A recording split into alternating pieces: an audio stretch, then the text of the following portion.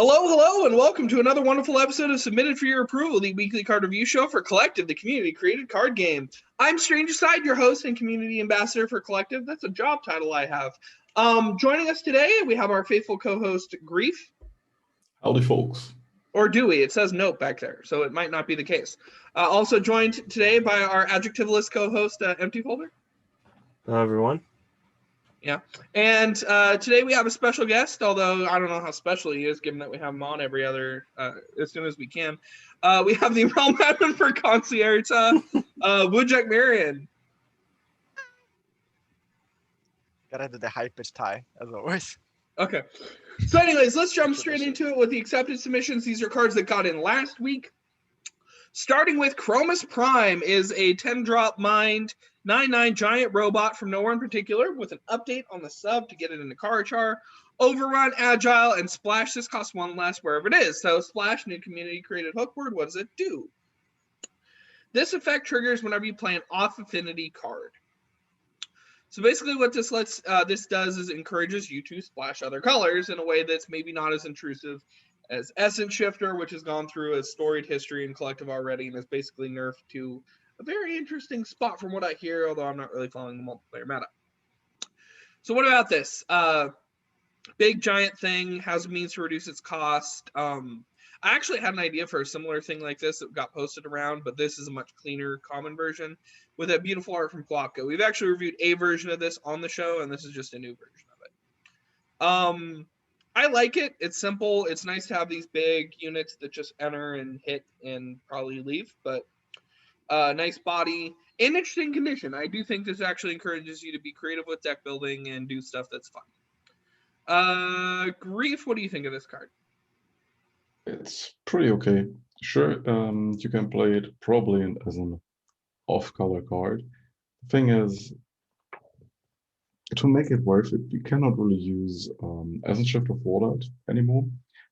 Essence Shifter pairs very well with Chromus Prime, considering that you don't really care about the extra 2 mana. You just got Rebound on a big beater. Don't know if it actually resets the cost, though. That I actually have to check.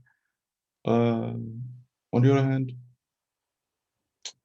yeah, if you're playing an entire deck of Affinity, you're probably playing stuff like KM, which can get away occasionally playing stuff of Affinity.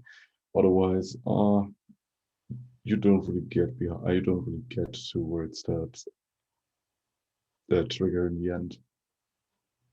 Yeah, this is kind of interesting in ways with how it reacts with KM. But I don't know. I like it. MD, what do you think of this? I mean, I'm glad it can be used in KM. It adds more like interesting decisions to your affinity swapping, where you may not always want to be on the affinity of the cards you're playing. Yeah, which is good and interesting, I think. Yeah. I'm glad this is the version that got into. I remember the original one. I think it like didn't have agile or something, and you needed to like pay the penalty in order to get the discount, which was pretty restrictive. So I'm happy. I think this is an improved version. I'm happy this one got in. Yeah, I do. I agree with you. I think this splash is going to be really interesting going forward. Although I think the limit on the wherever it is, we're going to have to be a little careful about this. But I mean, well, that's not part of the splash though. That's just that's a part of this particular splash. Yeah. I'm just saying, like splash effects, we need to be a little bit careful about how many have that extra text. But I think this could be good going forward. And I am glad that Cam can use this. Wujek, what do you think? There's one thing that I'm curious. I have not checked this card's blocks, but usually when an effect excludes neutral, it specifically states it excludes neutral.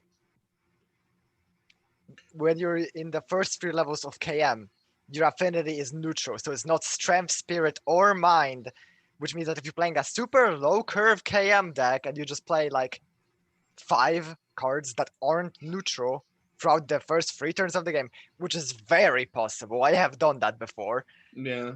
You just have a 4-mana 9/9 hitting the opponent on turn 4. And that is scary. Yeah, that is interesting. I think the way it's written, it is off affinity, as in not your affinity. But Yeah, that's the thing. Like usually these cards specifically exclude neutral. Like Essence Shifter specifically states that neutral is not an affinity.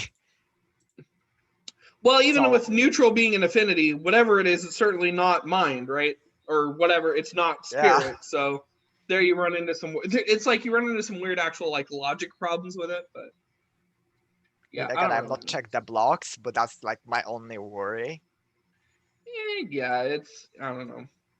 The Grinding Magician is a 2-drop strength 2/3 robot arcanist from nowhere in particular. Whenever a player draws a card, increase its cost by 1 and give it +1/+1 if it's a unit. So I think this is really, really interesting. It's sort of like a high current style effect, but you also have the thing where this hates on actions, and you can build this up, line this up where you have all of the magicians that are now beginning this theme. We have the Binding Magician, the Finding Magician, the Grinding Magician. I know people on the Discord were joking around and suggesting like 8 more different ones. I had a list. People added onto my list. It was really fun. It's kind of a lame joke, but it's really fun. So this, I can see the need for this in like a red aggro deck. I don't really like penalizing my own stuff, but I know that, of course, the person who picked this card for this week is a big fan of like this whole stacks play style. So Grief, maybe you can give us some more on this. Just another stacks card, and probably more effective than most other, because it's pretty damn strong in what it does. Because any kind of reshuffling effect or whatever that your opponent would utilize, could utilize, is probably shut down due to the fact that every time they draw a card, it is increased by 1. Mm-hmm. Thing is,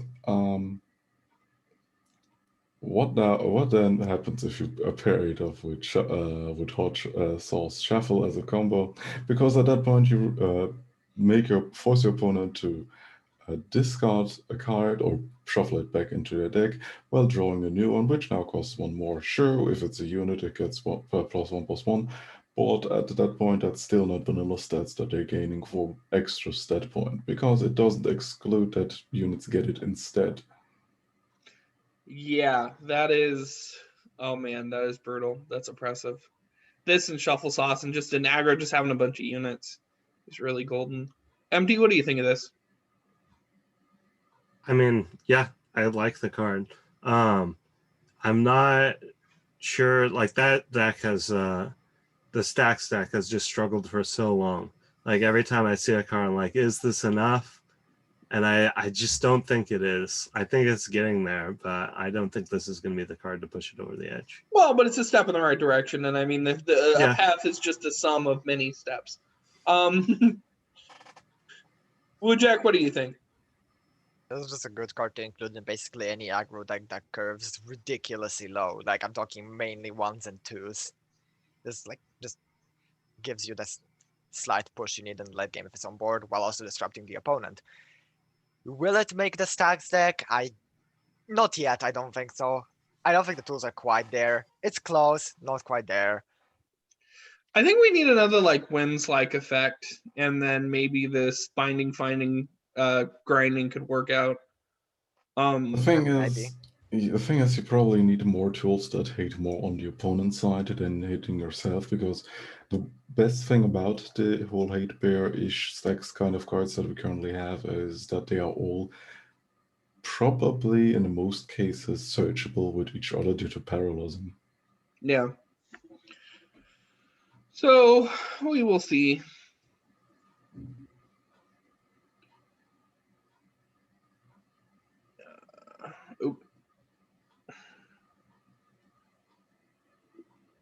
The Moldable Gooze is a 1-drop neutral 1/1 Ooze Wisp from Chromosome with Shapeshift and a Tomb Scout unit with this unit Shapeshifted Tribes.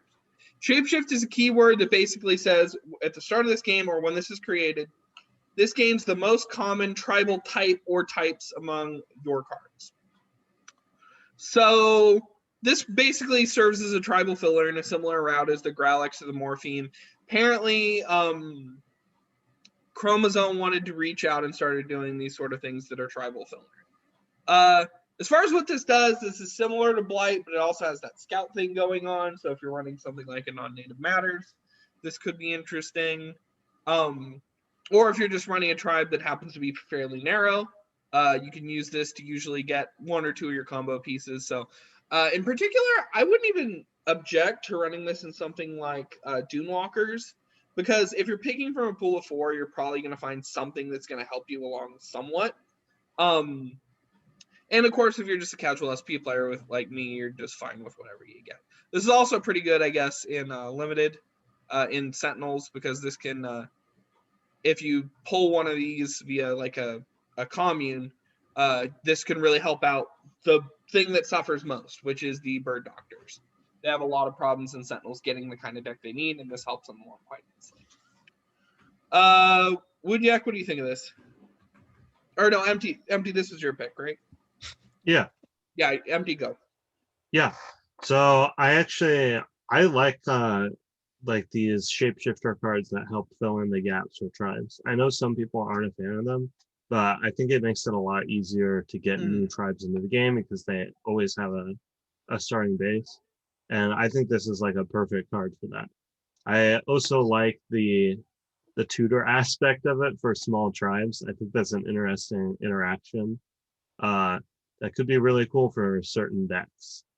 Yeah, I think it's a perfectly fine card. I'm interested to see where Shapeshift goes from here, whether or not it will get more cards and become a more established keyword. Yeah, I was kind of having a little. I mean, I was having a little hissy fit on the thing because I feel like this kind of like dumbs down like things like the Growlix and the Morpheum up to this point. They usually had to have a thing to template off them, which gave them some sort of like required a little bit more creativity and getting stuff on the board. Yeah, but with with this 1-drops, you can't really do that, right? Yeah. And so you ran into that problem with like 1-drops. And so they come up with this keyword, and I don't know. I think going forward, most shapeshifters will probably have to have this, but unless there's like a reason like Morphine Parasite. But we'll see going forward. And it's actually a good thing in response to text cards. So I am interested to see where this thing is going forward, although I do think I'm basically forced to kind of step in line. As far as the we might actually see some updates on stuff like Wanda Walsh or something, depending. Wujek, what do you think of this? I have built like several decks of bird doctors across multiple tribes, and I'm gonna tell you, usually the thing that matters the most is getting the early procs to get that level 2 out. And usually that's the hardest part, because most tribes, funny enough, lack 1-drops. Yeah. And this is just perfect for that. This is, in my opinion, an auto-include in almost every bird doctor deck. There are some exceptions, but almost every deck will want to run this. I would go so far as to say everyone.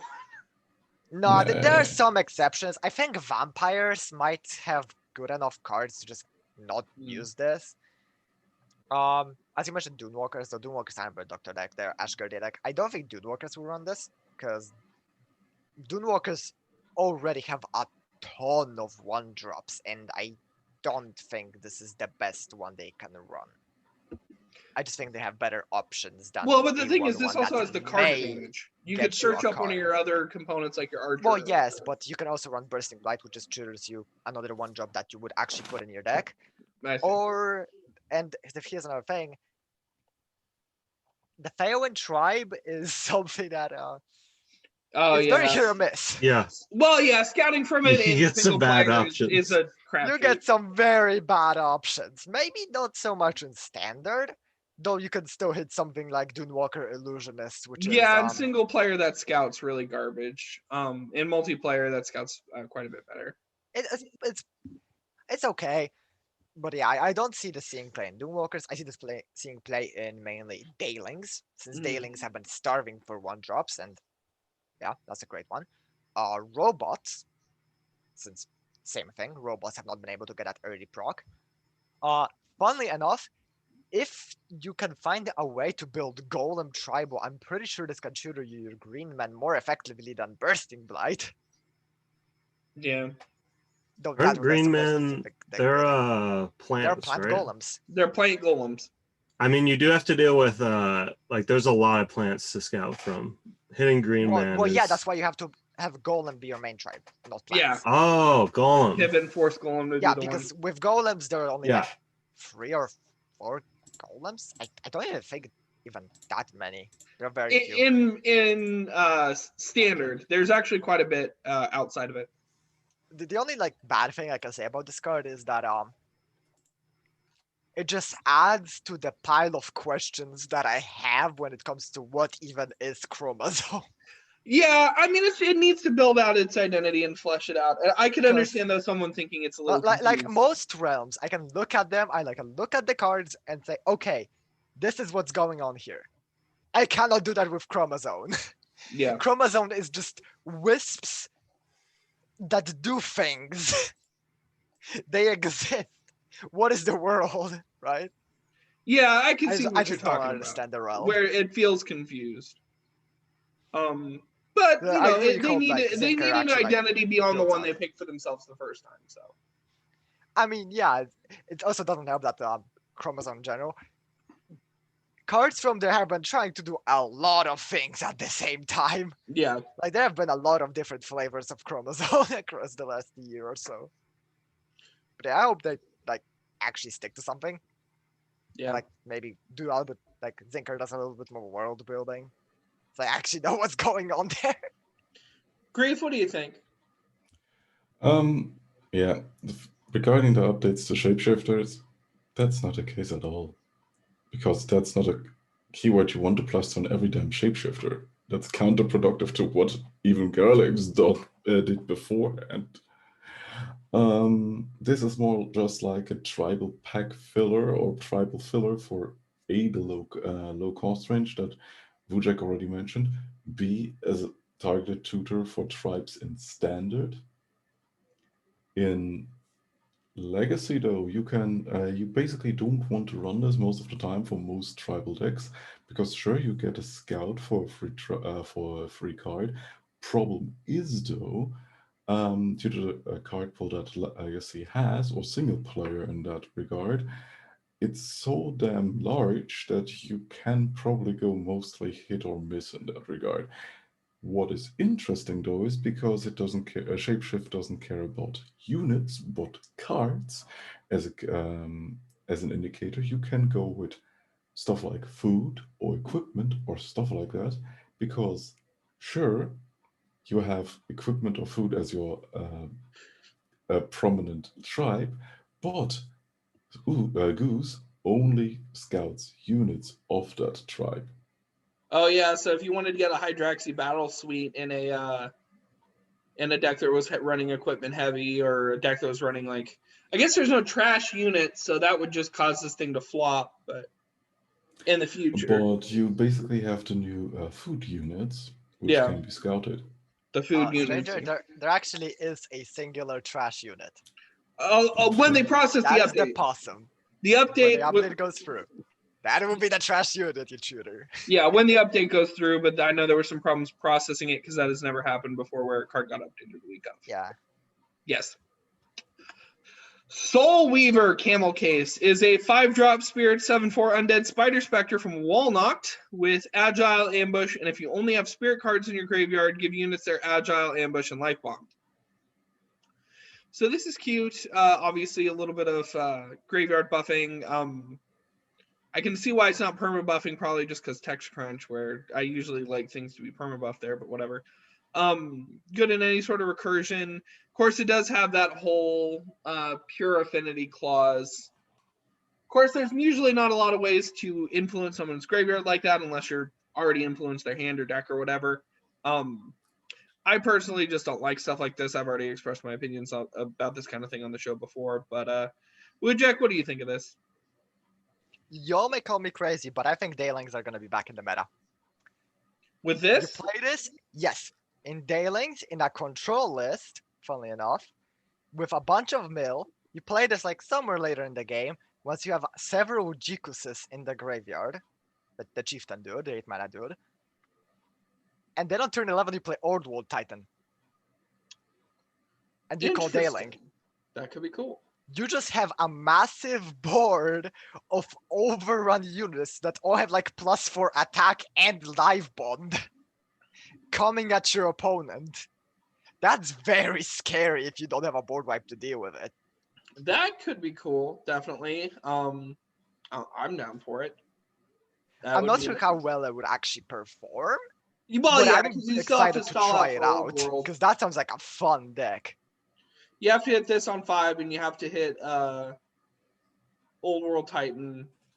But I guess you can do stuff like the green meadows or whatever. Yeah, there are ways you can make it ramp. happen. You have a lot of mill and green. A little bit of mill, You a have the little bit of tools. ramp. Mm-hmm. And I can see Daylings are also a tribe that can probably do mono green most efficiently. Yeah. It's another reason I would actually think about that. Grafe, what do you think of this? I am currently checking something. Because of the worms, are they neutral or are they green?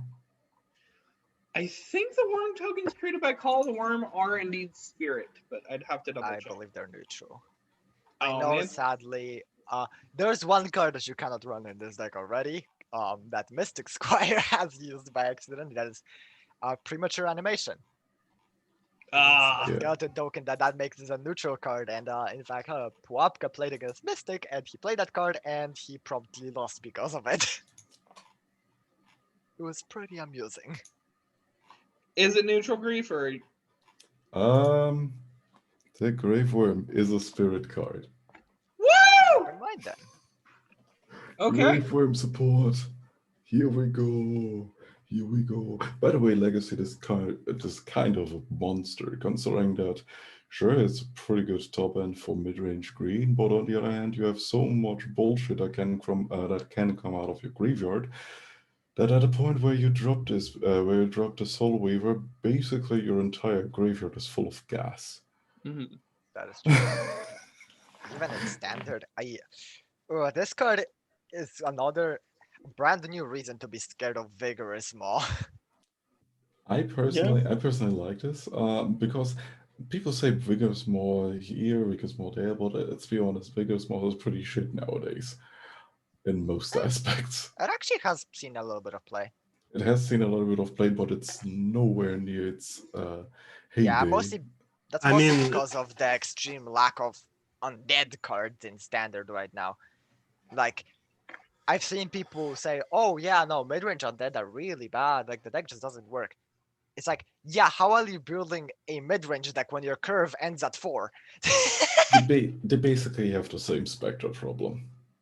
Yeah, pretty much. It's just like tools. I mean, this isn't even good with Vigma, even if you get it off, because it's not a permanent buff.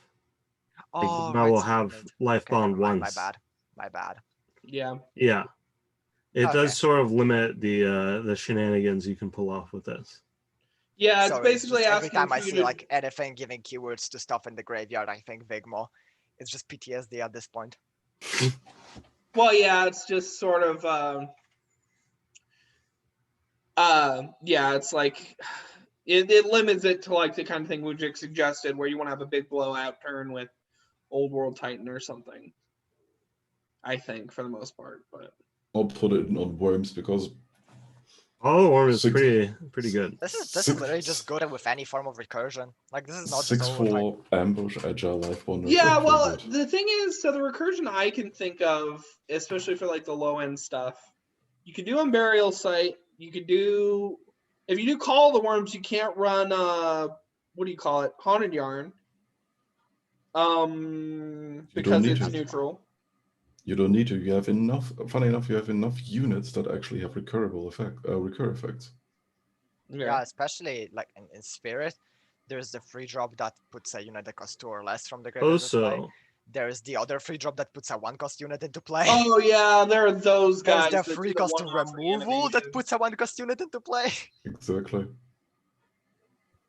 If you really want to run this with Haunted Yarn, you could run it in Marie. Oh yeah. And it would just banish the actions. That's and good. You can run as many neutral actions as you want. Or with the new Daylink card that turns your hand into spirit cards. Or yep. Yeah. Mm. Okay, I think that's the end of the active submission or the accepted submissions. Now let's go to the active submissions. These are on the subreddit, up for voting right now on the thing. I wanted to talk about Blind Thumper, which is a 2-drop strength 5/5 beast from nowhere in particular, with eyes that will haunt me for the rest of my life. It has Duelist. When this creature attacks, blocks, or duels, lose 5 health. So this is from a new user, Diggity Diggity. And I thought this had some very interesting ideas behind it. Obviously, the templating is weird, and we could have given some suggestions on that. If you're watching this, Diggity, check out the Discord. We have plenty of people who'd be willing to help you there. So this is when it attacks, blocks, or duels, you lose 5 HP. It has Duelist, and it's a 5/5 for 2. I thought this was interesting. It kind of reminded me of like someone trying to balance Face Bitter or something. For those of you who get the in-joke, who follow on the Discord. I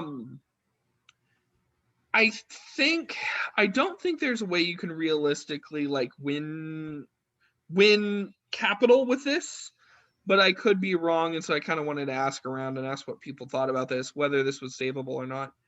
Grief, what do you think? This is actually a pretty decent design. Yeah, I it's don't know interesting. what the thing is, I don't really see why it needs to be saved in quotations.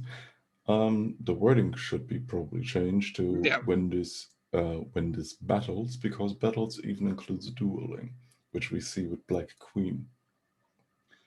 Because dueling is just a special combat action.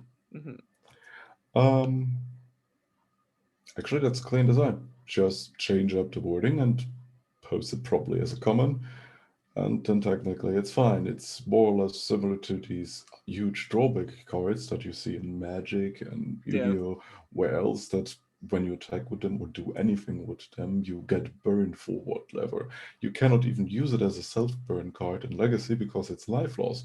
So even those kinds of shenanigans are countered, so you cannot put life mod on it. You could put life mod on it, but it has to basically deal damage in the first place to actually, well, to actually get the bleeding, save you from the bleeding. Overall, it's a neat little design and probably one of the better control tools that you could put into a strength deck. Yeah,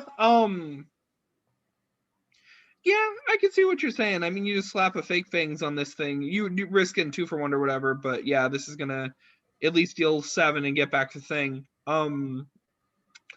Empty, what do you think of this? I mean, it's definitely fine for Legacy. It may be a bit too strong for Standard, just because you do get a lot of tempo, and it's pretty easy to put. Like, there's a lot of very good aggro, like Heldim cards, like Bonegrave, Ripper, and stuff that you can just rush down your opponent really fast and use this to control the board, and then the life loss doesn't really matter. I do think it's a really interesting design. I think it's very close to being balanced. Honestly, like for being a new user, this is really solid. It just needs the wording update, but after that, I think it's good. Well, I thought it was solid and interesting. I thought it needed a little bit of a something. I couldn't exactly say what. It's only sitting at 3, but I don't know how long it's been up. Wujek, what do you think of this? It's probably fine. Like, the only thing that would maybe change is lose 5 to take 5 damage, but that may actually push it a little bit over the edge. I think take 5 damage is interesting. I would rather see this as take damage, although I could see the complaints about that. Personally, no, I think it's too easy to instead of HP loss cheese it because of damage synergy. But yeah, I can see this playing 2 decks really. One is Rog Heldim. Yeah. Because Rog Heldim is a very fast deck. Like, that deck usually wants to win on turn 5, so it would probably be fine with taking like 15 damage while having a 5/5 on board. The other, if that deck actually gets more tools, is some sort of self-damage deck with Volcanic Thumper, since just 3 swings of this make your Volcanic Thumper cost 0. Yeah. So that could be interesting. So yeah, good job from a new user. Hope to see you around the Discord sometime soon, and good luck with this design. But yeah, it does need to get cosmetic to fix the templating because it reads a little weird. Reciprocity is a 3-drop strength action from nowhere in particular. When you take damage this turn, your opponent loses that much life. The reason I picked this card today is Wow, this is like, I like the idea here. It's interesting. It actually makes me think. Though the fact that this has as much as 5 up votes confuses and scares me. Like I think this is too good. But somebody's might be able to tell me otherwise, or might be able to tell me that there's no way this card needs saving. I think there is, but we'll see. Empty, what do you think of this? I think it's too weak. I think 3 mana is too Too much weak? for this effect. Yeah. This is basically like you can't swing at your opponent the next turn. Well, I guess in like No, you aggro can. You What's can. stopping you? Taking some damage? Your opponent just played 3 mana to deal you some face damage in strength. And like you do not want to play this in an aggro deck. So you know, like if you're playing aggro, the damage is going to mean less on you than it is on your opponent. So you just swing in anyway. Mm. I mean, this is really like a card you want to combo with massive self damage. Yeah. Especially if you can like get multiple off in the same turn. But with Yeah, well, that's the cost thing is as it high makes as it self is, damage into a non-cost, and then it. No, it doesn't. you just still have to pay it. And most self-damage cards cost between 2 to 4 mana. Yeah. And it's only for 1 turn. Yeah, Yes. it is for 1 turn. That is the thing going on with it. I think it should be 2 mana. Okay. I was wrong. I thought this was potentially really scary, but I guess I'm not used to like faster paced games. So, Wujek, what do you think of this? I honestly don't know. This is the type of thing that scares me, even though like I can't pinpoint that situation, which is it would actually be like a card you would run in a deck right now. Okay, so you're closer to my looks side. Scary, but it probably isn't. Okay, I can see that. I mean, especially in Legacy, this card is just horrible. Like in Legacy, this card is if you actually want to do some self-damage shenanigans with it, for just 1 mana more, you get a 4/4 body, and it doesn't last for only 1 turn. Yeah. That's a good deal if I've ever seen one. In Legacy, you definitely have a better way to do this. So I guess this is my misunderstanding of Standard that's making this confusing. I feel like maybe in some magical world, I could think of a Rag Heldem build that would run this. Because Rag Heldem can do a little bit of self-damage, but I don't think there's enough of it. And I don't think it's worth it.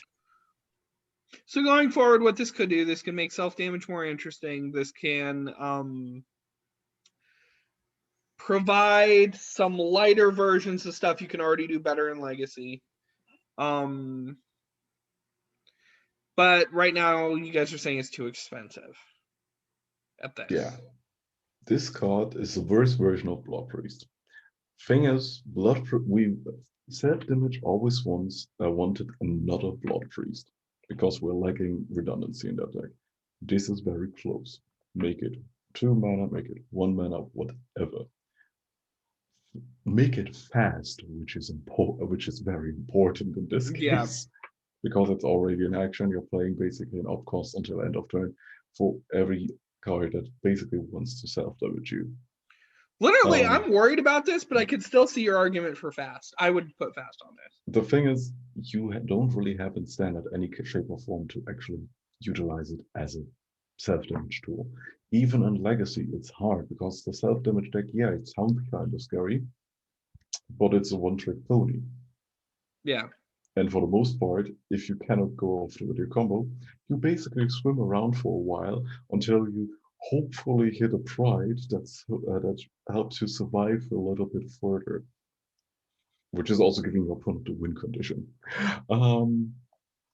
In terms of this being a pseudo fog effect, it's pretty shit as being one, considering, yeah, okay, you only utilize this when you're ahead, meaning your opponent cannot attack you when their attack would kill them. Outside of that specific scenario, you treat life as a resource. You don't care if you're getting hit for 10 damage. If your opponent gets hit for 10 damage and they're still at 5 and you at 10, at the end you're still trading up in this case. because they paid 3 or 2 mana for doing basically nothing with their turn. Okay.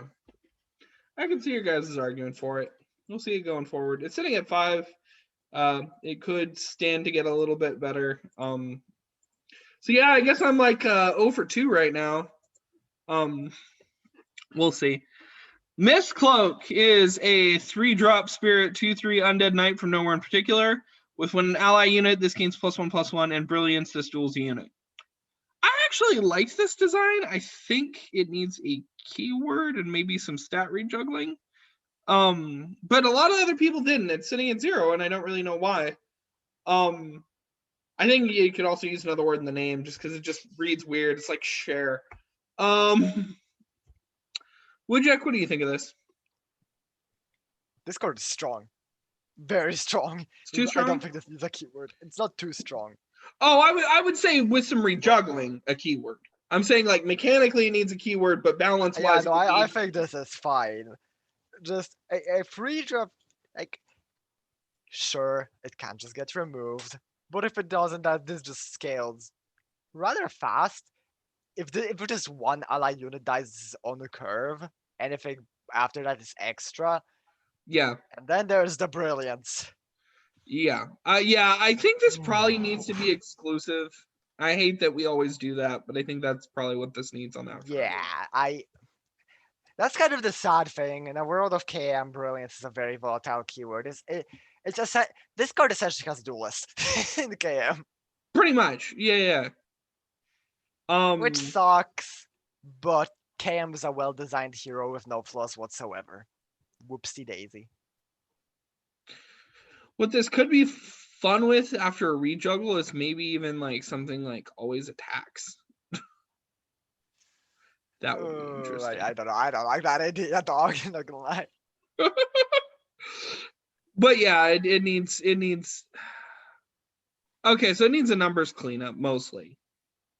Because it's I wouldn't even say that. I think you just. Some people might disagree. I just think you cut the brilliance, give it something else. I don't like the brilliance on this card. That's the only part of this card I absolutely despise. Okay, I can see that. No, I am a well-known KM enthusiast, so that might have something to do with it. Yeah, I would say either make it exclusive and do a numbers rejuggle, or cut the brilliance entirely. I could see an argument for that. I would still prefer it being something other than just a big dude that gets bigger. Having something you could do with it, and obviously numbers to adjust would be better. Maybe getting into a rework territory, but I could see it as being a Lizabo with when a unit dies. That is frightening. Don't go talking about that. That scares me. Cut the brilliance. Yeah. I the just brilliance think can go. That goes out, but like just the rest. And yeah, that's funny. I like scaling units, but I like But I want something to have it like when an ally unit dies proc, because I like those kind of procs that encourage you to run like aggro, make aggro matchups really more interesting, and encourage like self-sack style decks possibly. Fair enough. What do you think of this? We just got Celebrant. Mm-hmm. This is Celebrant on steroids.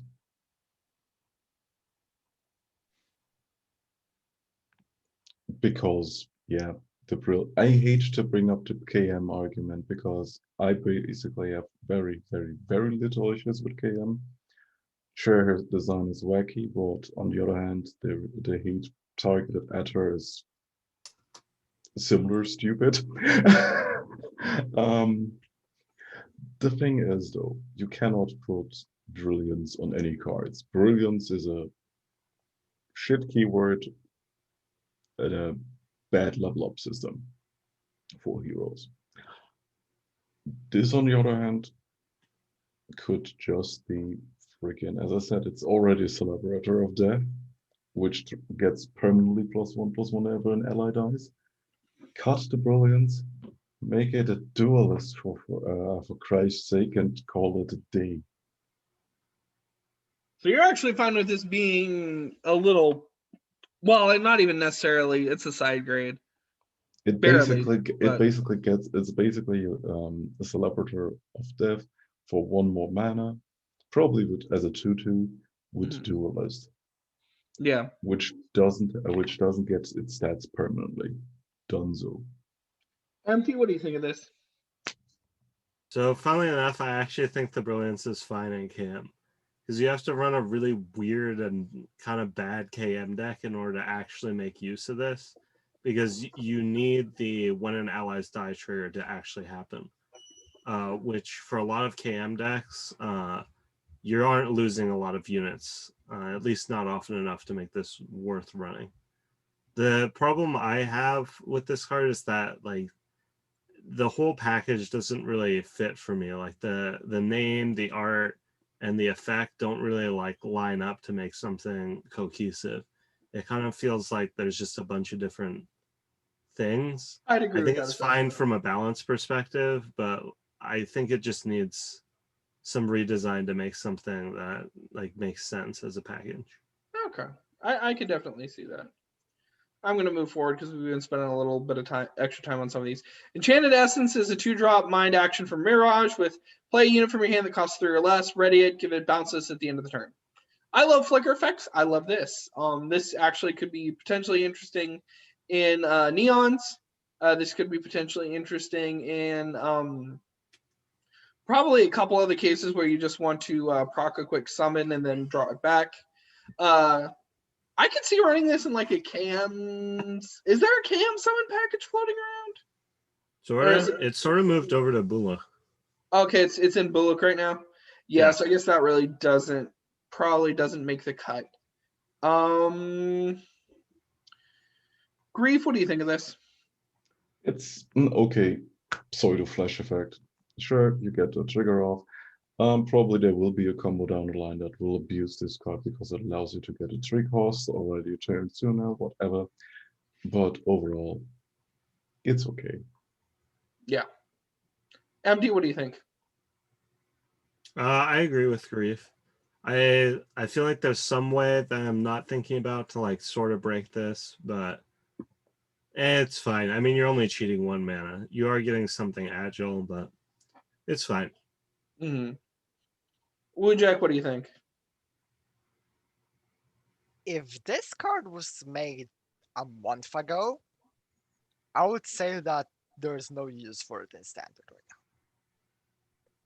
But because it's made right now, 2 cards that got in the game this month actually make this relevant. One of them is in the Bliss, because that's a card where yes, you definitely just want to get the summon. You want to get that in.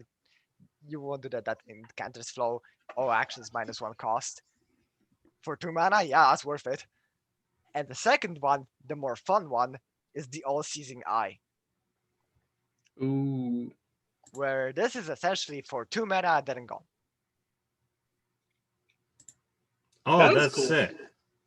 Yeah. Yeah, no, there are use cases for this card. So there could be like a Mind Arcanist control package going forward that actually runs all 3 of these cards, I guess, if it gets in. What's it sitting at? 4. Not so great at the moment.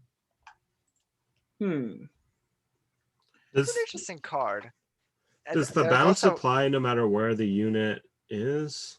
Yeah, that's also another question I wanted to ask. I'm guessing it's from play. But murders aren't really that great with it right now, since they're on strength. Maybe in the future. You could use this to like split your merger up. Oh, that's weird. And then there's one more thing that you can do with this card. Because this doesn't give agile. This readies the unit. This immediately allows you to duel with a duelist, or use an active. Yeah, and that's people are gonna murder me for even bringing this up, but you can pay 2 mana to fetch out a Sleuth Sedan and immediately use its active. Yes, and then you can get extra sleuths, and then maybe someone will finally fix the bug on Lisa. Yes, you could. I or you could play good cards. Or you could play good cards. But why would you play good cards when you can play Sleuth Sedan, the obviously best card in the game? And then if you get 2 Chesters, you can do the infinite Chester combo. How much does Sam cost? Sedan is... Oh, Sam? Sam the Ram. I don't. 4. I think it's 10 4. plus 4. Yeah. So you have to actually reduce the cost of Sam to play that. I'm gonna go with Sleuth Sedan and get my double Chester combo out. It's also just cute and like zone Okay. changing decks in general. But whatever. Weird Science is a 4-drop neutral action from Tutela. Deal X damage, scour X, create a random X cost unit when in hand. When you play an X cost unit, increase X by 1. X starts at 1. So cute, super interesting. Wujek, I see you made this card, so we'll be asking you for opinions in a second. First question: card or unit? See, you Yeah, have to. that's a whoopsie. Oh, I posted the wrong version. I'm actually molding right now. Oh man, because this is I'm sitting at so 11. mad. Oh No, boy. it's basically just a wording fix because it says unit, but it actually means card. Well, it wouldn't be a wording fix because that's actually like mechanically changes the card is the Mechanically thing. changes Yeah. how it works. Yeah. So yeah, we found a What? whoopsie, but let's talk about the card. Let's pretend it says card. Let's talk about the version that's going to be on the subreddit when you guys are watching this video. I really, really like this. This forces you to play this thing where you're like, I'm going to try and get as diverse a cost range as possible and ladder up. I want enough things at each cost, kind of like a shopping list type thing, that once you get this out, you want to have a little bit of leeway to run a bunch of different costs, and you can get a bolt, a scouring orb, and a free random goodie bag unit. This is just so interesting to me. It's cute, it's quirky. It fits in sort of even like a non-native matters deck. It fits in actually like I could see Gemmel using this if the Gemmel deck becomes a thing. This has a lot of interesting uses. Empty, what do you think of this? Gemmel is actually a really good use, since this is very strong if you draw it early, but later in the game, this is terrible. You do not want to top deck this.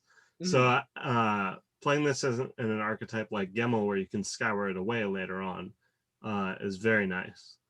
I actually kind of like that it's units only, mostly because this is like a pretty easy slot into action spam.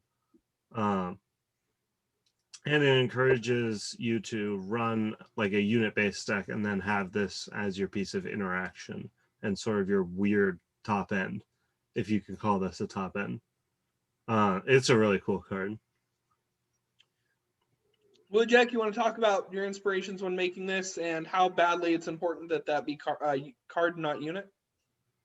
My inspirations when making this? I stole a card from Runeterra. Oh, I see. There's a card in Runeterra that literally like has this effect, except you don't play an X cost unit, it just procs every time you play a card that costs 3. So it's kind of a weird 3 cost tribal deal in that. And I thought, hey, what if I made that, but different? Okay. That's been the case with like a lot of my recent designs. There's nothing wrong with that, iterating on some stuff. I mean, if it works, it works. Yeah. Now, what's important as card not unit? There are some very fun interactions that you can do if this would just say card. My personal favorite is Scuttling Hermit Crab, whatever his name is. The funny crab guy. Yeah. Because you play him as a 1-drop and you get a 2-cost shell that already makes your curve.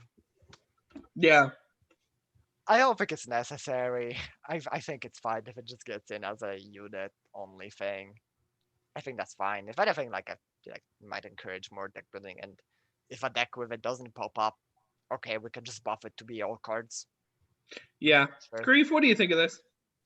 Does it trigger everywhere or just while in hand? Just while in hand. When in hand. Yeah. It has that right there, when in hand. Yeah. At that point, just making it unit is probably crippling the card to non-playability. Yeah, that's what I was thinking as well. Because That's why I wanted at to make that- it card. Because if you keep it at unit, you have to give this innate or it is utterly unplayable. But then with innate, I mean, honestly, I would want to at least have 2 copies of this get off in a game if I was playing a deck that had to build so heavy into this, like, But then varying cost. at that point, you're making a very interesting deck building choice. how much can you get away with having 2 copies of it and maybe shuffling one from the innate cards back into your hand, to your deck, while keeping the other, and so on and so forth. That's making decisions. Yeah. But like this, in this iteration, you will basically chew your own leg off every game you're finding this card in the last 20 to 15 cards in your deck. Yeah. That's the problem, is you need to run it with like Empty said, you need some way to scour this away or use this as fodder. This is Probably what not else a is bad KM card, actually.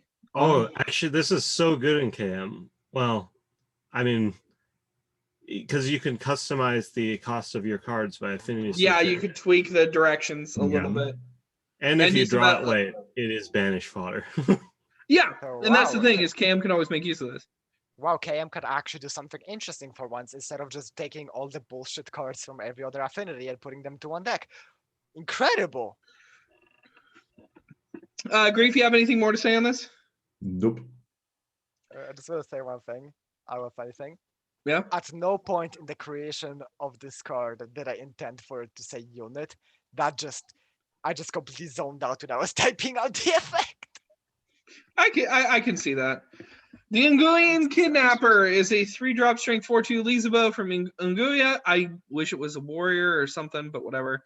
Entrance, banish unit with cost less than this card's attack until this card leaves play. A lot of people were saying that this is basically just a red version of Storage Haunt. I don't think that's quite right. It's similar in many respects. I think it's super weird that it's a combination of banish and caring about its attack. Like, you're somehow going to find a way to like perma buff this and then flicker it, like, or like, I guess you can herald to make this better and better and better. But even so, it's basically just a cage, and with that low toughness, it seems like it's just asking for you to just remove it and get your dude back. But maybe that's fine. Wujek, what do you think of this? Right now, this is terrible. I'm just gonna say it straight up. This is just bad. It's just way too squishy. This is a card that has to actually get some stat buff to actually be worth it. Yeah. And right now in standard, I don't think we have the tools. Our Herald is mostly dragon specific. Yeah. The only card I can think of like actually proccing onto this like consistently is Plasma Pummeler, which isn't bad, but I feel like there are better things that you can go on to. Like, sure, it can potentially remove something big, and when it does remove something, it also cleanses buffs. I just don't see it. One thing though, one very small thing. There's one deck where I can run this, and that's for redundancy in specifically idle contract decks. Because in idle contract decks, this is the same thing as Storage Hunt, basically. But this is entrance. Yeah. Oh fuck! Oh, never mind. Yeah, it's very important that it's entrance, because it means it works with War Tent and static buffs on your board. Contract synergy. Where's my unconditional Okay, free mana draw to banish a unit? So it works with War Tent, but I don't even think we Yeah. have. Do we have a way to get War Tent out right now? Nope. Actually, no. There's one card at Yes. 6 mana that is Yes. too expensive to actually see play in Lizabo. But it does exist. Okay. It does exist, but yeah. As it turns out, Rag held them just ends the turn on turn 5. I think I'm at turn 5. Yeah, I think this. Like I've been experimenting with that deck, and yeah, I have not been able to actually find a space for War Chief. Maybe some others will. But... Yeah, I think it's in need of a couple of changes. As is, it's kind of blah. Grief, what do you think? This is cute for single player. Pretty much. Like, Yep.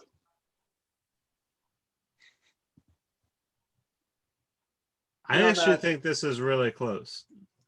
I think if you just gave it like an extra HP, Yeah, it would maybe. be That fine. could work. And it makes sense in Lizabo. Like the entrance ability actually synergizes with like the static buffs that deck likes to do. Yeah. Well, yeah. In single player where you have access to more tents, you could use this as a good bit of removal. But just outside of that very specific case, like anything multiplayer, I think is really really dubious. And then anything that's not running dedicated Lizabo is really dubious. But if you're in neither of those classes, then sure, yeah, this is fine. I think if you give it +1 HP, it will be in a good spot. Okay. Like you can remove pretty much any 3-drop that your opponent plays, unless Mhm. they have like some weird thing where the cost goes up. Yeah. I'm gonna actually have to disagree with the it will be fine at +1 HP, just on the basis that it will still be a storage haunt that costs 1 more in most cases. Yeah. This is just Well, a but it's weird stored on a card. different affinity, which is fine. Oh yeah, I'm not saying that's like a bad thing, redundancy or whatever, but what I mean is that it's a storage haunt that costs +1 mana. Yeah. And storage haunt is fine at 2, but at 3? I think we should move on. Yeah, we're gonna move on. Oh. Spiky Cactus is a 1-drop spirit 0/2 playing from Mirage with Spiky 2. What is Spiky 2, you ask? It is a new keyword, not a hook word. I don't know why it says that on the card. That doesn't make sense. Oh no, it is a hook word. Never mind. I'm sorry. I've been huffing fumes. It is a hook word. When this unit blocks, it deals X damage to the unit it's blocking. Why I don't like this. This is worse than vanilla. A vanilla 1-drop would be a 2/2, and Sir, what? Spiky is worse than just having actual points of attack. No, it's No, not. because it deals damage before combat. Oh, before. Yeah. This card is busted as all hell. Yeah. This is blocker frenzy, my dude. This is blocker frenzy. This literally is like a card that takes frenzy, removes the downside of frenzy. Because downside of frenzy is that you're getting in there. And your opponent controls what's Okay, so you get to go out first. Yes, Yeah. this card is busted. This card basically says anything that has less than 3 HP cannot attack or is just getting instantly deleted from the game. Okay, I see the issue now. Sorry guys, I haven't been. Yeah. It's weird. Actually, I saw Zinker had a different art for Spiky that was better, and then he changed it. So this is okay. So I see what your guys' issue now. You're right. I'm sorry I've been asleep at the wheel today, guys. It is Empty's turn to talk. Yeah, literally the reason I picked this card is to just say, don't do this. Blocking is already, like, the collective is already extremely heavily favored for blocking.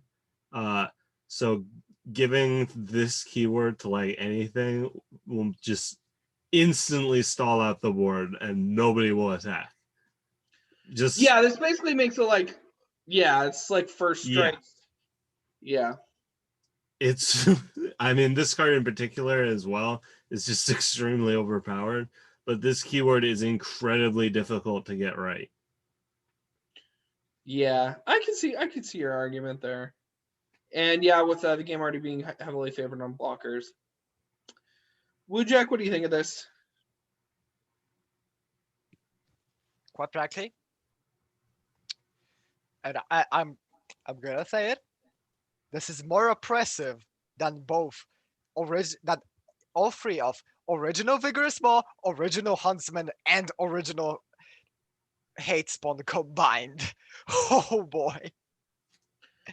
I can actually kind of see the argument you're making with Vigorous Maw. Yeah, this is I mean, what I mean is just this is a very strong card. Big Maw is more proactive than this, but it's still a really good just leave it out it there. doesn't Don't mess compare to with me. Big Maw like at all. It's just what I mean is literally just this busted. This is beyond Yeah. busted. Grief, what do you think? Like 1 would be okay. I can see it at 1. Because the only thing that I'm hearing is, oh yeah, this card is busted. It needs a numbers tweak, my dudes. Yeah, I can see it at Spiky 1, maybe. Though it's kind of a weird thing about the keyword in general. This keyword is gets very oppressive when it goes above 1. Not really. The thing is, you have to actually put it on the appropriately costed units or stat blocks. Yeah. I think, another and I think, thing that you can, another thing that this is comparatively different to Frenzy. Frenzy can kill multiple units at the same time because Frenzy hits every blocker. That's true. With Spike, it's only one. The thing with Frenzy and Spike is Frenzy gets the upside of probably getting more face damage through if you have Overrun. Also, the synergizes very well with Deadly, so does Spike. Problem is though, Spike is the better defensive keyword in terms of utilization of a Deadly. Meaning, going forward, Spike is a very good keyword that when you go on very low costed units, Cactus has the appropriate stat line and probably only needs Spike 1. Higher costed units can get away with higher numbers of Spike. You probably plaster this on places because they usually come without attack points. yeah, I don't know why this thing can attack. I mean, that's kind of going against what the intended vibe was, and I think maybe that would be at least cooler looking, but I could see the appeal of just having the thing on it. It's not a bad keyword, it just needs the appropriate numbers around it. Yeah. You're right. It does need to be valued higher than a point of attack. I see that now. So yeah, numbers tweak could work. Okay. I would just say, I do think that the only reason, honestly, that it would be fine at 1, or like the main reason, is that wow, we are scared of printing 1 HP units. That's something that is like very visible. When people make 1-drops, how often do they make a 2-1 over a 1-2? Yeah. I'm moving on. Elem's Judgment is a 6-drop spirit action from Wall Knocked. Opponent loses life equal to cards in hand. They shuffle those cards back into the deck and draw that many -1. So, neutral card advantage, penalizing players for big hands. And I can easily see somebody maybe running, and I see the parts of it already floating around. The idea of possibly just trying to overdraw now in spirit, and then just punish them via things like Finding Magician, Binding Magician, Grinding Magician, if you're doing like a KM build, or I'm sure there's other things you could do where you just find innovative ways to punish them for their hand. Grief is already super excited, but it is Wujek's turn to talk first. Hi, mind blow. But yeah, the main thing is probably Finding Magician here. Let's be honest, this is a lot of card draw if you just have Finding Magician on board. Mm-hmm. Arguably scary amounts of card draw. Yeah. And yeah, I actually do think that we're slowly getting to a point where we have this weird deck that is like draw logs, but not really, in that it just wants the opponent to draw as many cards as possible and benefit from those cards. Like, yeah, we have Finding Magician, we have Charity, which also makes the opponent draw. We have some tools for that. Yeah. We Not have enough, they're kind of scattered they all over the place, exist. but I could see it coming into fruition. Also, when they are shuffled into the deck, they leave hand without being played. So every time this procs, the opponent is taking 2 damage from your Howling Heckler. Yeah. Hope you're having fun. Grief, what do you think about this? You're excited. Wujek basically stated the last deck that I actually tried building around, and that was a no hand build, which was trying to be a rec or adjacent deck, which hard discarded cards from both players, bringing them down to a range where I can pretty much kill them with the Bulb and the Heckler. This is a 2-card combo in Legacy, by the way, because you need Binding Magician, drop Elem's Judgment, basically burn them for the hand size, and then reduce the hand size to 0, because the cards you're redrawn are now pitched to the graveyard thanks to Binding Magician. And then Heckler to seal the deal. Exactly, because that's if you're saying that they have 4 cards in hand, when you have Heckler and Binding Magician on the board, you deal them 4 damage. They reshuffle. That's 8 damage. they draw and discard. That's another 8 damage. Yeah, So you're looking at 20 damage as well. game. Pretty much game at that point. Yeah. MT, what do you think of this? Oh, I love this card. This is another card for that weird stacks that we were talking about. Man, like there's so many cool things you can do with this. I really want to run it with like Thought Suppressor and like shuffle your opponent's hand in their deck and then make it so that you yoink all their mana so they can't play any of the new cards. Oh god.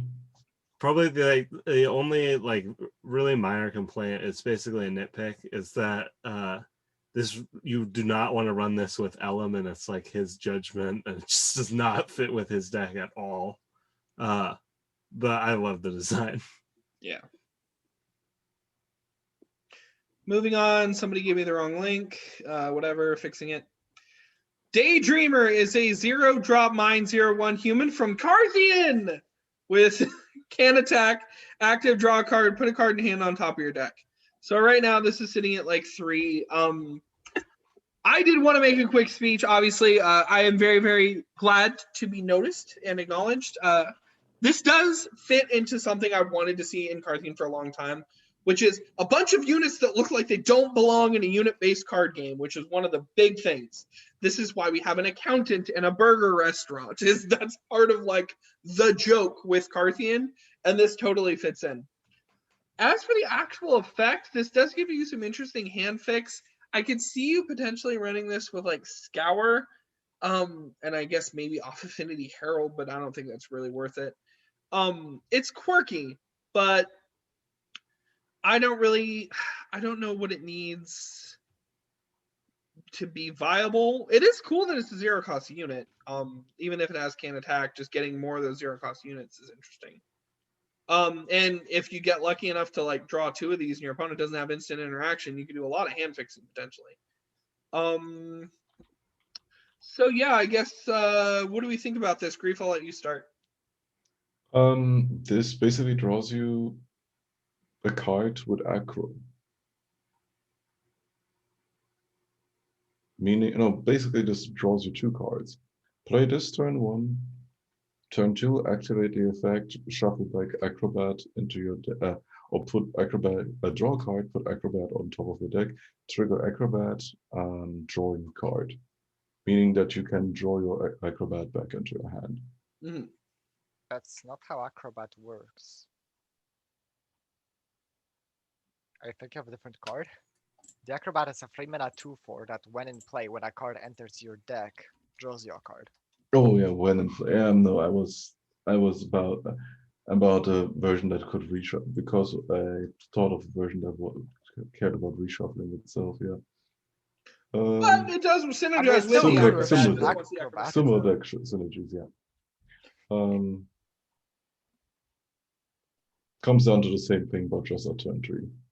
Yeah, so this actually synergizes with a lot of stuff we got going with Acrobat. With this, it actually has an interesting synergy with Door to Elsewhere, in that if you are tuning up to do a Door to Elsewhere, this can let you put something back into candidacy and take something else out. There's a lot of really cute synergies with this. I really enjoy this card. Empty, what do you think? Oh yeah, I really enjoyed this card too. There's a lot of like really small synergies you can do that don't, like a lot of the time you're like just putting in a bit of extra work to get a card. But the thing is, like, this costs 0. So you really don't need that much to make this worth it. Like a lot of the time, even if you don't have this synergy, like just getting a bit of hand filtering is fine. There's like cool synergy with maybe some draw effects that you can get, setting stuff up for mills, scour. It's a neat card. Yeah. Wujek, what do you think? Yeah, it's alright. Honestly, I would like to see it neutral, as weird as it might sound. Because there's one deck that would love this, funnily enough, despite it having no attack, and that's Firebrands. Because drawing those charts is not ideal. Putting them on top of the deck so you can scour them away, very ideal. Oh yeah, this could let you tune your deck with that. I don't know if that's too much, but I can definitely see the argument for it. I'm always a fan of neutrals, which is probably bad, but yeah, it could make the card a little bit too versatile, which Yeah, I can see that argument. Yeah. But yeah, right now it's just a cute card. There's a So lot of yeah, cute guys, things you can it's do with sitting it. at like 3. We can do better than this. Come on, guys. Vote it up. Vote up Daydreamer. Okay, starting with the last block of picks belonging to Wujek. Dunetalker Merchant is a 3-drop mind exclusive 1/5 Fuan merchant from Mirage. At the start of your turn, randomly get a supply. The supplies are all existing cards, so I'm not going to read them for you. They are Potion of Invisibility, Blade of Alliance, and Absolute Edge. I like Dead Zone. Dead Zone is really interesting and creative with a lot of their designs. This design in particular just strikes me as not very resonant, not very interesting. And I think that the cards that were selected are like a Mod Podge of like could really high rolly in certain cases and just garbage in a lot of other cases. And they don't have any like running through theme. There's 2 of them that's a sword and 1 of them that's a bottle. So like as far as like the aesthetics of this card, super heavy disconnect. And as far as the actual efficacy of this card, I don't really know. I can't really speak too much on it. Wujek, what do you think? Yeah, I played this card mainly to give feedback. First of all, I'm gonna just say straight up, this is not this is no Dunewalker. This does not fit in Mirage, like at all. As a Dunewalker, this fails on a lot of levels. To the point where I would actually figure we'll get soft vetoed until it got like first of all new art. Yeah. But whatever. Let me just go through the things. First of all, the art is not a Dunewalker. That's not what a Fairwind from Mirage looks like. Yeah. Second of all, the name, yes, I get it. It's cute. But in the end, I feel like this is a very personal thing, but searchability in the card search, in my It opinion, is more matters, important yeah. than making a small joke. Because pretty much every Dunewalker card can be searched by typing in the words Dunewalker. Yeah. Except for this one, if they will get in. Third of all, this is a exclusive card that generates tokens of 3 affinities, which is particularly odd. And going on, this card is horrible in the archetype that it's. Well, Yeah, it and the would go archetype in. that it touts to be, it doesn't make any sense. Because it gives This you a is, bunch of like buffs. at a mechanical level, this is completely not a Dunewalker, since literally every single one of the tokens it makes, except for maybe Potion of Invisibility, and even that's kind of a stretch, kind of just sucks in Dunewalkers. Mm-hmm. Yeah, so aesthetically it's all over the place. Mechanically, is there any deck this does belong in? Obviously not Dunewalkers. It's very obvious that it's an equipment card. Yeah, in mind exclusive. Yeah, it's exclusive too. And so again, what deck, Grief? No, it's very obvious that it's an equipment card. It's just a bad execution of it.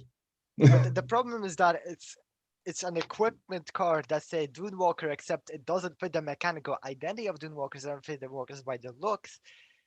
And then it's also mind exclusive, so it's in the one affinity that cannot do equipment right now. Yeah, the thing is, you've been chewing through the point of Doomwalkers for the last 4 minutes. That's what I meant. Oh yeah, no, I know. That's because we're allowed to talk Dunewalkers about aesthetics and the fact that it's a because huge here's the aesthetic thing: matters. Dunewalkers have a very strict mechanical and visual identity. Yeah, that's true. Okay, so Grief, let's move on to the mechanics. If this card would get in, it would get vetoed. That's the problem that I have. The thing is, you've been showing the point of, yeah, this is not a dual worker, and even as a parody of a dual worker, it fails. My point is, give feedback in terms of, because you wanted to give feedback. Yeah, okay, give how to feedback fix on how it actually make it work so as a how card. do you fix this? Change the name, change the tribe line, change the realm, put it in Spirit on Strength. Remove the exclusive. Change the art. There. Okay. In no particular order. But even then, I feel like the random supplies are just so all over the place. Oh no, these three cards, like especially both Blade of Alliance and Potion, are great. Absolute Edge, okay, that one is a bit bad, but Blade of Alliance and Potion are both cards that you really want in an equipment deck. Okay. Like, may I remind you that all the way back when rotation started, we had a combo deck in KM that literally was based around Blade of Alliance and Potion of Invisibility and just buffing up one big unit into a Potion of Invisibility turn with Okay. Junkyard Duchess. So you'd say more That one card of these things is not slots like the other. into that deck. The Yeah, I Absolute would Edge. also probably replace this Absolute Edge with something else since it stands out for two reasons. One, it's the only one of these cards that isn't in standard. And two, it's bad. It's a bad card. Fake Fangs. No. Grief, go. Yeah, that's basically change up the. You can basically keep the affinity, but make it non-exclusive, because at that point it's an interesting card to probably splash. The thing is, though, as Wujek already pointed out, it doesn't work as a parody of Doomwalkers. So, what can we actually replace Absolute Edge with? Probably any kind of one-cost strength card, because that seems to be the theme of making a 1, 2, and 3 cost card in the equipment. Technically, you can also up the cost, because the core concept is already interesting. You can up the cost and make the cards that it creates cost 0, or turn them into neutral, or make this card neutral. This is also a way to actually make it more splashable. Yeah. Next point, this is probably interesting in an equipment deck for KM, if it's non-exclusive. Yeah. Yeah, that's the thing, is the affinity is so weird. Like, it doesn't make sense. And then the cards, I think a lot of this is just aesthetics rubbing people wrong. That's why I said Yeah. I don't really care about Doomwalker or the aesthetic or why it doesn't work as a parody. Let's just give feedback on how to actually make it work. MT, what do you think? I already think we've talked about this. Fair. Moving on. Okay, now for the two doctors, which for some reason both of Wujek's picks happen to be doctors of different things, but doctors. Dr. Wujek, say it. Reflectowicki. Reflectowicki. It's not actually a Polish word. It's Polish inspired. Is a free drop mine 3/2 elemental arcanist from Seal of Elementary with fast, summon, deal 2 damage, and slay, create an ethereal copy of this card in your hand. Ethereal means banish this card at the end of turn if it's still in your hand. So this is a little bit of it. You could use this to get a quick damage, and if you spam this out, you can use this. Oh man, it's like a recurring miniature fireball with extra card advantage. I feel this is a little bit scary in the right matchup, although I can see in certain matchups this just sucks. And of course, you do have to have the mana for it, so I guess it's only really a problem like turn 6 or later, which is why the ethereal matters. Grief, what do you think of this? It's fine. Basically, it creates a copy in hand when you can kill a 2-cost unit the moment you play it. The problem is, though, turn 3, you just play this dude. Turn 4, you can just play this dude. Or, if you manage to kill something, but you can only have that dude on the board. It basically becomes an actual interesting card advantage tool, or the ephemeral part only comes into play post turn 5, turn 6, because at that point you can actually capitalize off of the damage / slay effect, maybe-ish. Due to the fact that this card doesn't really work for you at the end of the turn or during combat. Yeah. I mean, yeah, I can see what you're saying. It's just, it potentially could net you a big positive. Of course, that's mostly later in the game, where I guess you're probably winning anyway if you're doing this in like a control thing. I don't know. MD, what do you think? Oh, I really like this effect. I think ethereal is a very interesting keyword as well. Yeah. Interestingly, like you can do some weird stuff in KM because you can banish the ethereal copy with their passive.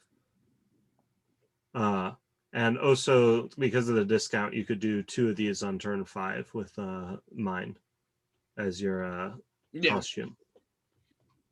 It's an interesting card. I like it. Yeah, and I could also see moving forward just any other interesting Arcanist synergies, and there's already some Arcanist synergies. In fact, there's one that already nets you a Fireball, right? Yeah. In Concierta. So this can net you a lot of potential damage. This can be scary. I really like this. I'm a little scared of it, but I like this. Speaking of the tribe line, Seal of Elementary strikes again as being too long of a name for a realm. As you can see, it's kind of going off the edges of the card there. It's fine. Yeah. It's fine. I live for it. Wujek, go. I've always wanted a shorter name for that realm. I'm gonna be honest. I picked this card less to talk about the card itself. Like the card is fine. The card is a good design, and more to actually talk about the keyword, because this keyword has a lot of uses. Well, first of all, it could already fill in for this ability as it appears on, or the similar thing on Lunar Blast. It could also fill in a lot of other, like token creation to keep action spam in check in certain spots. Yeah, I like that. I like that There's idea. one particular thing, the reason I actually want to, or would want to encourage printing cards with this keyword.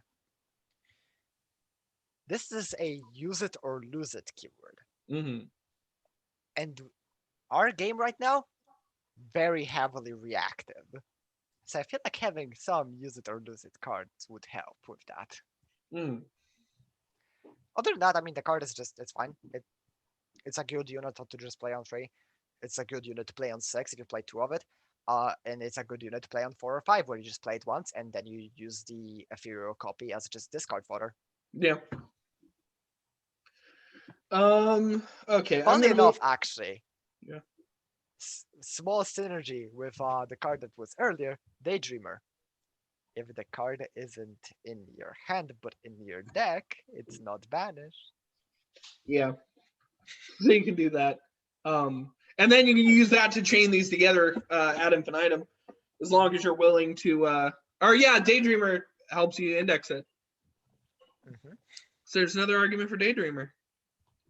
And to finish it out, we have Doc Frank is a 5-drop spirit 2/4 undead scientist from Carthian with summon merge a unit in your graveyard that costs 3 or less to this card.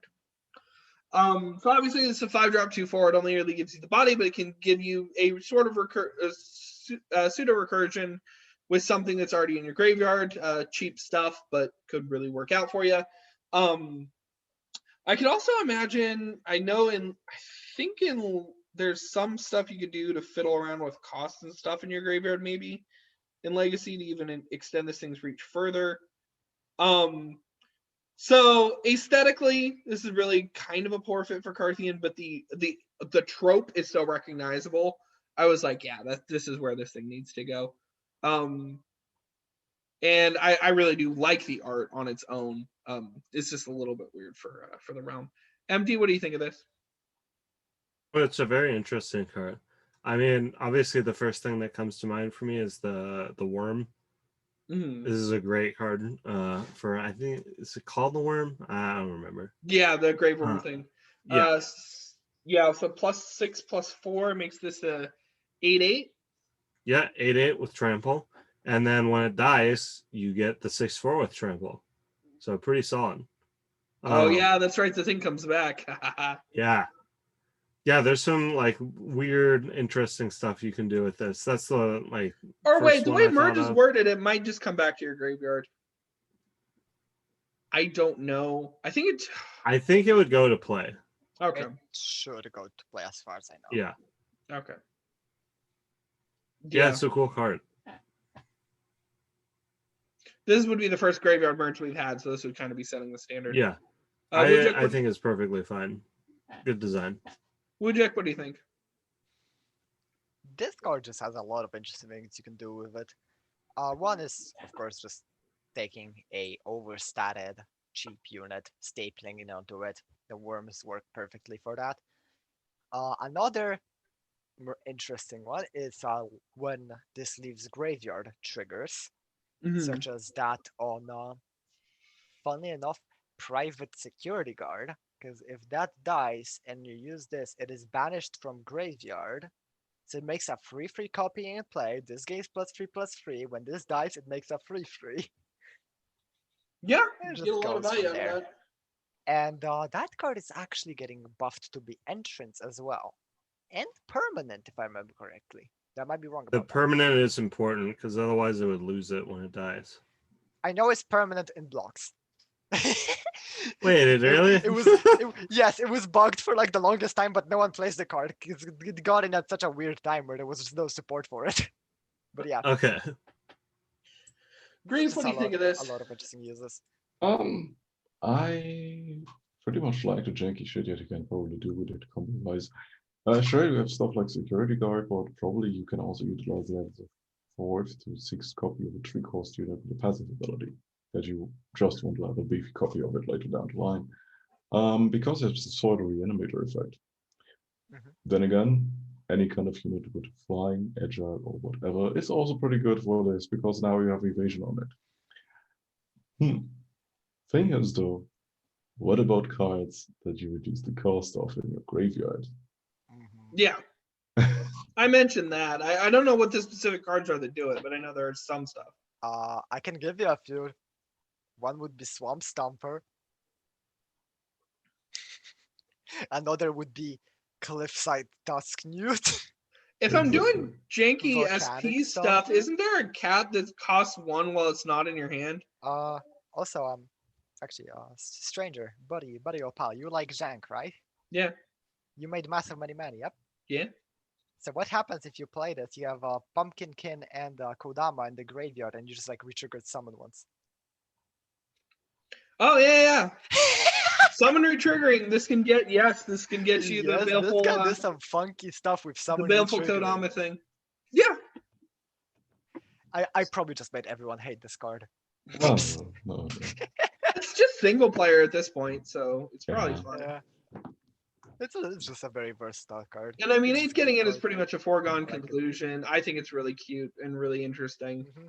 Mhm. And I'd be eager to see the kind of stuff that people pull off with it. Although for some reason, I can't really think of all that much. So yeah, I'm going to stop the share. This is a great week, guys. Lots of interesting stuff to talk about. And I do believe that Wujek has an announcement for us. Wujek? Yeah, so Coliseum overhaul thing. It's done. Like done. No more like delays. It's just done. It's gonna be out to the public probably by the time this video is out. Have you talked to Plas and they confirm that? I have not. I'm not going to give it to Plas yet. That's not the plan. The plan is for first. I want people to actually playtest these guys because I'm just one person. Sure, yeah. I've had like 10 bosses from other people that gave it to me, but I'm one person, and I want this to just be as good as possible.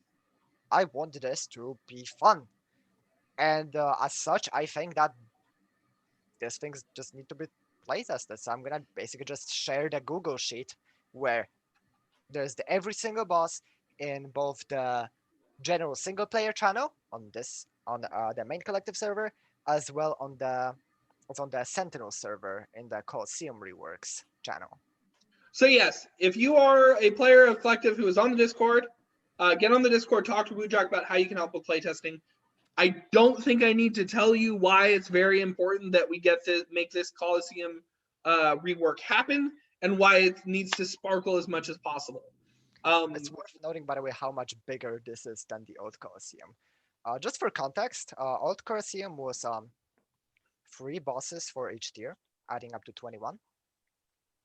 This new rework, first of all, either reworks or removes some of the old bosses. Some of the old bosses just didn't make the cut, like the maze.